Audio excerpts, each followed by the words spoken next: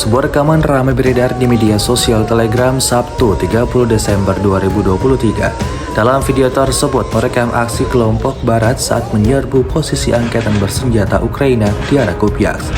Kendaraan militer BMP-2 pasukan Rusia menyerang habis-habisan posisi prajurit angkatan bersenjata Ukraina dengan tembakan keras, mendukung aksi infanteri. Tampak dalam rekaman rentetan tembakan dilayangkan ke titik pertahanan target hingga timbulkan ledakan-ledakan dahsyat. Insiden ini jelas membuat pertahanan tentara Ukraina runtuh seperti yang terlihat dalam rekaman. Tidak ada perlawanan yang dilakukan militer Ukraina di arah ini. Hingga video ini beredar beragam komentar dituliskan warganet.